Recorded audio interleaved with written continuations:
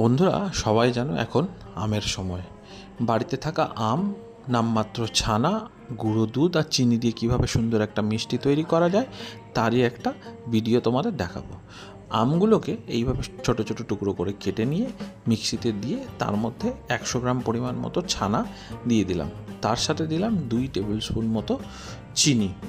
তারপর সেটাকে মিক্সিতে এইরকম একটা স্মুথ পেস্ট তৈরি করে রাখতে হবে। এই পেস্ট তৈরি করে রাখার পর এটাকে সুন্দর করে সাইডে রেখে দিতে হবে। তারপর নিতে হবে একটা ননস্টিক প্যান, যাতে 1 কাপ পরিমাণ মতো জল দিয়ে ভালো করে ফুটিয়ে নিতে হবে। নেওয়ার পর তারপর দিয়ে দিতে হবে 1 কাপ পরিমাণ মতো গুঁড়ো দুধ, আমুল দুধ যেটাকে আমরা বলি। দুধটাকে এইভাবে সুন্দর করে হুইস্ক করতে হবে। হুইস্ক করলে পরে বা নাড়াতে হবে যাতে লাম্পস না থাকে, এবং যখন দুধটা ঘন হয়ে যাবে তখন আমরা ওই যে আমের মিশ্রণটা আছে সেই মিশ্রণটা দুধের মধ্যে দিয়ে দেব। দিয়ে তারপর সুন্দর করে হুইস্ক থাকলে সবচেয়ে ভালো হয়, না থাকলে কাঠের খুন্তি বা এমনি লোহার খুন্তি দিয়েও সুন্দরভাবে এইভাবে মিক্স করতে হবে।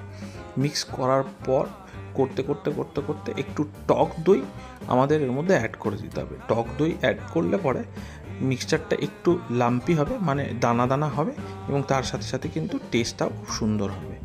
তারপরের যেটা কাজ হবে, 7-8 মিনিট ধরে কিন্তু জিনিসটাকে সুন্দর করে নাড়িয়ে যেতে হবে যাতে কড়াই থেকে মিশ্রণটা হাতাতে উঠে চলে আসে।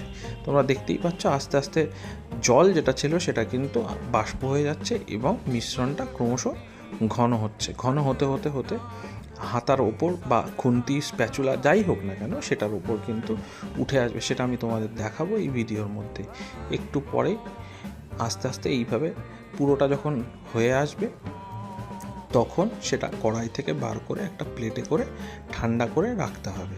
ঠান্ডা হয়ে যাওয়ার পর তারপর মোটামুটি একটা লাড্ডু বা মিষ্টির সাইজে হাতে এরকম করে গোল করে পাকিয়ে নিতে হবে। এটা বরফিও করা যায়, মিষ্টির বদলে যদি কেউ বরফি করে তাহলেও সেটা সম্ভব।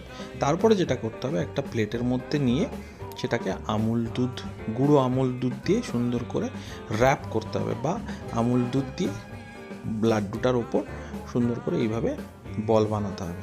তো এইভাবে বল বানানোর পর একটা একটা করে যতগুলো বল বানানোর পর এটাকে কিন্তু সুন্দর করে আমরা ফ্রিজে রেখেও গেস্টকে খাওয়াতে পারি। টেস্ট কিন্তু অসাধারণ হয়। বন্ধুরা, তোমরা কিন্তু অবশ্যই বাড়িতে ট্রাই করো। ধন্যবাদ।